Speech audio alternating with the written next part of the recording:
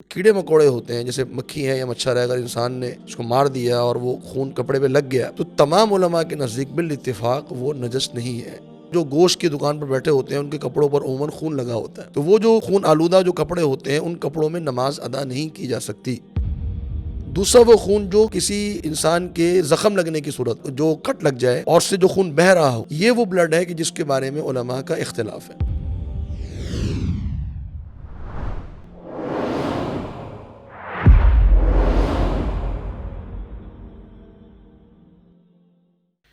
السلام علیکم ورحمۃ اللہ وبرکاتہ۔ الحمدللہ والصلاۃ والسلام علی رسول اللہ، اما بعد۔ درس حدیث کے ایک اور ایپیسوڈ کے ساتھ آپ کی خدمت میں حاضر ہیں۔ ہمارا ٹاپک چل رہا ہے کتاب الطہارہ، پیوریفیکیشن ان اسلام۔ مختلف ہم نے ٹاپکس ڈسکس کیے ہیں۔ آج کا ہمارا جو ٹاپک ہے وہ ہے باب نجاست الدم و کیفیت غسلہ، کہ جو خون ہے، جو بلڈ ہے، یہ اس کا کیا حکم ہے دین اسلام میں، کیا یہ نجس ہے یا نہیں ہے، اور دوسرا یہ کہ اگر خون جو ہے وہ جسم پر یا کپڑوں پر لگ جائے تو اس کو دھونے کا کیا طریقہ ہے، اور اگر لگا ہوا ہو اور انسان نماز پڑھ لے تو اس کے لیے کیا احکامات ہیں۔ تو یہ اس کی کچھ تفصیلات ہیں، کچھ ڈیٹیلز ہیں، تو انشاءاللہ وہ آگے ہم ڈسکس کرتے ہیں۔ سب سے پہلے حدیث پڑھ لیتے ہیں۔ حدیث ہے عن اسماء رضی اللہ عنہ، سیدہ اسماء بنت ابی بکر رضی اللہ عنہ، جو کہ ام المؤمنین سیدہ عائشہ صدیقہ مطہرہ رضی اللہ عنہ کی بہن ہے اور جناب ابوبکر صدیق رضی اللہ عنہ کی صاحبزادی ہیں۔ فرماتی ہیں کہ جاءت امرأۃ النبی صلی اللہ علیہ وسلم، کہ ایک صحابیہ، ایک خاتون، وہ نبی صلی اللہ علیہ وسلم کی خدمت میں حاضر ہوئی۔ فقالت، کہنے لگی کہ ارأیت احدانا تحیض فی الثوب کیف تصنع، اے اللہ کے رسول صلی اللہ علیہ وسلم، کوئی ایک خاتون جو ہے اس کو اپنے نارمل کپڑوں میں اگر پیریڈز اسٹارٹ ہو جائیں اور وہ خون اگر اس کے کپڑوں پر لگ جائے تو آپ کے خیال میں اس کو کیا کرنا چاہیے، آپ اس کے بارے میں رہنمائی فرمائیے۔ تو نبی کریم صلی اللہ علیہ وسلم نے بڑے مختصر انداز میں تفصیلی رہنمائی فرما دی۔ فرمایا کہ تحطہ، سب سے پہلی چیز تو یہ کہ جب وہ خون سوکھ جائے تو اس کو کھرچ دے، ثم تقرصہ بالماء، پھر جو دھبا رہ جائے تو اس کو پانی سے رگڑے، وتنضحہ، اور اس کو دھو لے اور جھاڑ لے، وتصلی فیہ، اور پھر اس میں نماز ادا کرے۔ تو اس حدیث سے جو ہمیں معلوم ہوتا ہے وہ یہ ہے کہ جو خون ہے، جو بلڈ ہے، وہ پاک نہیں ہے، اسی لیے نبی صلی اللہ علیہ وسلم نے اس کو دھونے کا ایک تفصیلی طریقہ بیان فرمایا کہ کس کس انداز سے اس کو دھونا ہے۔ تو بلڈ کے حوالے سے جو ڈیٹیل ہے اس میں علماء نے یہ بیان فرمایا ہے کہ جو خون ہے، چونکہ ہمارے ہاں جو جاندار ہیں اس کی کئی اقسام ہیں، تو بلڈ کی جو ہے وہ علماء نے 3 اقسام بیان کی ہیں۔ ایک ہے خون جن کو ہم کہتے ہیں حشرات الارض کا خون، جیسے مکھی ہے یا مچھر ہے یا اس قسم کے اور جو حشرات الارض جن کو ہم کیڑے مکوڑے کہتے ہیں، ان کا ایک خون ہے، اس کا حکم الگ ہے۔ اور ایک خون ہے جو کہ جانور کا خون ہے، اور جانور بھی آپ جانتے ہیں کہ 2 قسم کے ہوتے ہیں، ایک حلال جانور ہے اور ایک حرام جانور ہے، اس کے خون کے احکامات وہ مختلف ہیں۔ اور پھر ہے انسان کا خون، اس کے احکامات یعنی پاکی اور ناپاکی کے تعلق سے اس کے معاملات مختلف ہیں باقی سے۔ تو سب سے پہلے یہ کہ جو کیڑے مکوڑے ہوتے ہیں جیسے مکھی ہے یا مچھر ہے، اگر انسان نے اس کو مار دیا اور وہ خون کپڑے پہ لگ گیا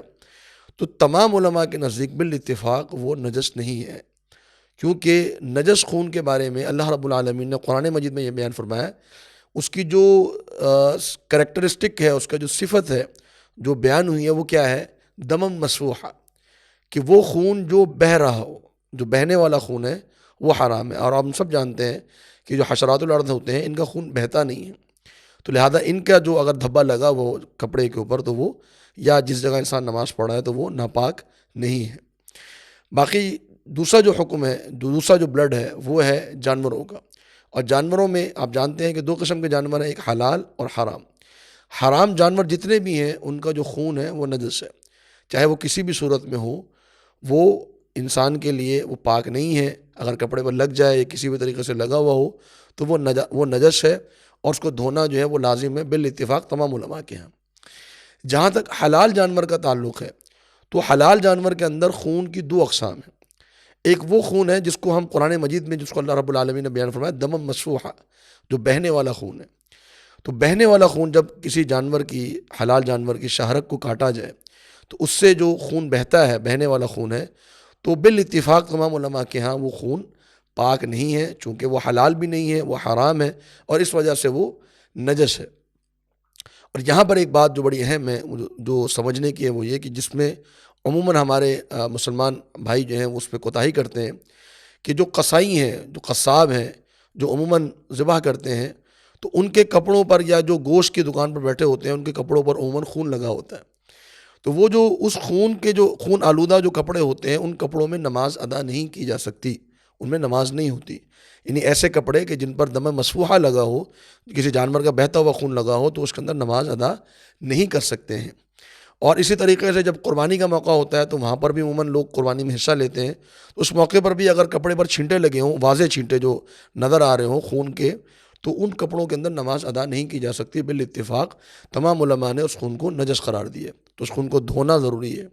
اور جو قصائی حضرات ہیں ان کے لیے یہ لازم ہے کہ چونکہ وہ بار بار ان کے لیے خون دھونا ممکن نہیں ہے، تو ان کے لیے لازم ہے کہ وہ نماز کے لیے صاف ستھرے کپڑے الگ سے ان کو تیار رکھیں اور نماز اس میں ادا کریں۔ جہاں تک جو حلال جانور کا دوسرا خون ہے، وہ یہ ہے جو گوشت کے اندر موجود ہوتا ہے یا ہڈی کے اندر موجود ہوتا ہے۔ تو وہ بسا اوقات جیسے خواتین کے پاس گوشت آتا ہے دھونے کے لیے، وہ دھوتی بھی ہیں، اور پھر اس کو پکایا جاتا ہے، پھر بھی بسا اوقات جیسے ہمارے یہاں باربیکیو کیا جاتا ہے، تو اس میں جب گوشت کو کھایا جاتا ہے تو بسا اوقات نظر آتا ہے کہ ہڈی میں تھوڑا سا خون جو ہے وہ باقی ہے۔ تو ایسا خون جو ہڈی کے اندر ہو یا گوشت کے اندر ہو، جو بہنے والا نہیں ہے، وہ بالاتفاق تمام علماء کے ہاں وہ حلال ہے۔ سیدہ عائشہ صدیقہ رضی اللہ عنہ فرماتی ہیں، سنن بہقی کی روایت ہے، فرماتی ہیں کہ ہم گوشت پکایا کرتے تھے، ہنڈیاں پکایا کرتے تھے، اور پھر جو گوشت کے اندر جو خون ہوتا تھا وہ بسا اوقات اوپر آ جاتا تھا ہنڈیا میں، یا وہ ہم کھاتے تھے تو اس کے اندر نظر آ رہا ہوتا تھا، ولم ننکر ہو، اور ہم اس کو یعنی حرام نہیں سمجھتے تھے اور ناجائز نہیں سمجھتے تھے، اور وہ یعنی حلال اس کو سمجھا جاتا تھا، اور وہ حرام نہیں ہے اور وہ نجس بھی نہیں ہے۔ تو یہ ہے جو جانوروں کے تعلق سے۔ اب آئیے انسان کا جو خون ہے، انسان کے خون کے تعلق سے تمام علماء کا اس پر اتفاق ہے کہ جو خون انسان کا جو اس کے سبیلین سے خارج ہو، یعنی جو نجاست کی جگہ ہے وہاں سے جو خارج ہو، جیسے عورت کو پیریڈ میں بلڈ آتا ہے، یہ اسی طریقے سے جو شخص جو ہے بواسیر کا، جو اس کو خونی بواسیر ہو تو بواسیر کا جو خون ہوتا ہے، تو اس قسم کے جو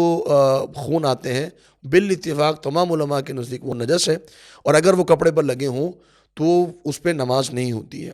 ہاں البتہ اگر کسی عورت کو، جیسے جس کو ہم استحاضہ کی بیماری کہتے ہیں، اس کے احکامات مختلف ہوں، انشاءاللہ ہماری نیکسٹ احادیث کے اندر، انشاءاللہ نیکسٹ کلاسز کے اندر وہ آئیں گے کہ اس میں کیسے نماز ادا کی جا سکتی ہے، یا اس میں کیا معاملات ہوتے ہیں۔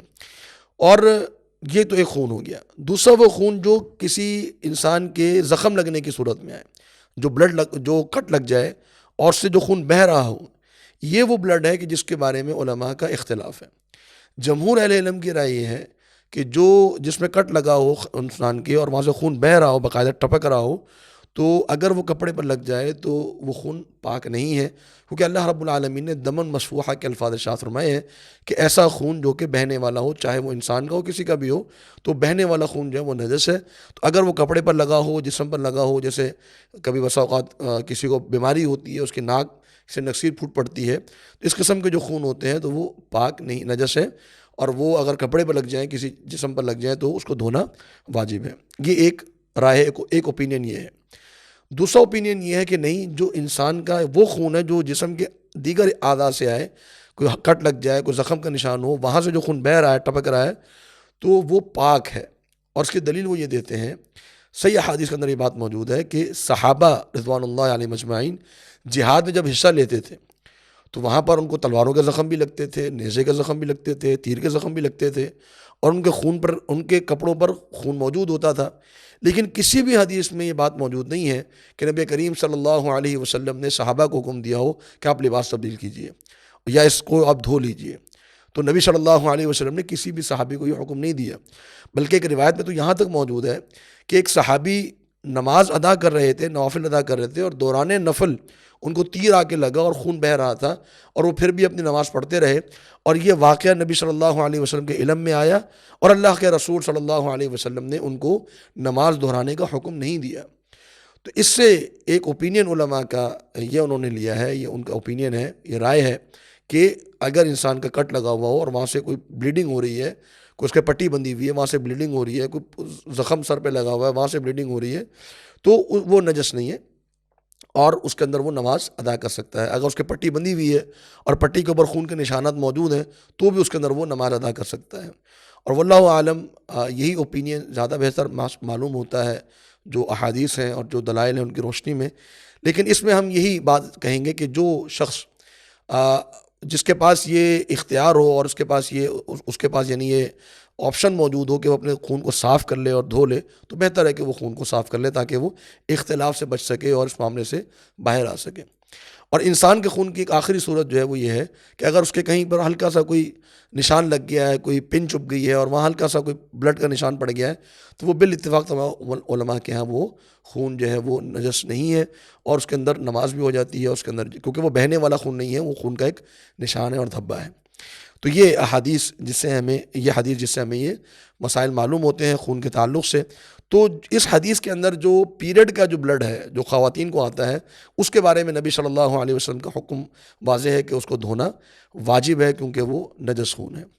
تو اسی پر اکتفا کرتے ہیں۔ اللہ رب العالمین سے دعا ہے کہ اللہ تعالی ہمیں قرآن و حدیث کو سمجھنے کی اور عمل کرنے کی توفیق عطا فرمائے۔ والسلام علیکم ورحمۃ اللہ وبرکاتہ۔